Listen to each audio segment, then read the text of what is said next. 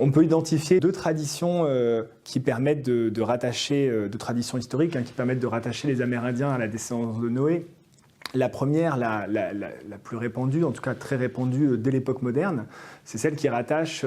les Amérindiens aux 10 tribus perdues d'Israël.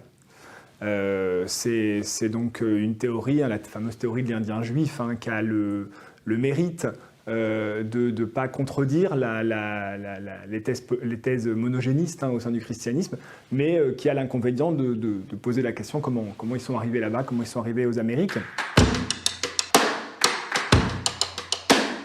C'est là qu'on a cette ambivalence du récit des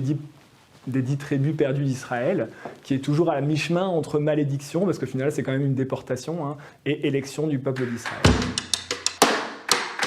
Dans la péninsule ibérique et aux Amériques dès le XVIe siècle, et qui vont permettre en réalité à la fois de justifier l'esclavage des Indiens, par exemple. Cette théorie de l'Indien juif, elle va arriver dans le monde anglophone, par l'intermédiaire des Provinces-Unies, et notamment des théologies maranes, des ouvrages publiés à Amsterdam, au milieu du XVIIe siècle. Mais en réalité, le grand moment de développement de cette théorie de l'Indien juif en Amérique du Nord anglophone, c'est entre les années 1770 et les années 1830, où là on va avoir la publication d'une série d'ouvrages très populaires, avec une grande diffusion sur cette question-là. Je pense notamment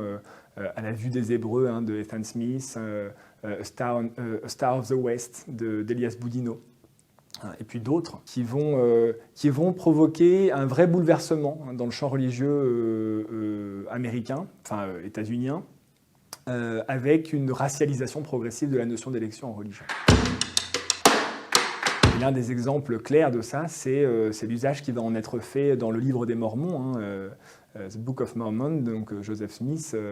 la publication est de 1830, et dans lequel les Lamanites, desquels sont censés être issus les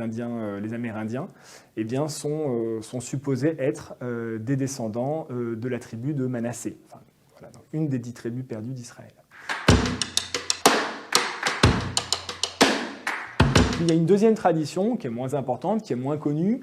qui va se développer plus tard au XIXe siècle, et en particulier dans les milieux religieux afro-américains,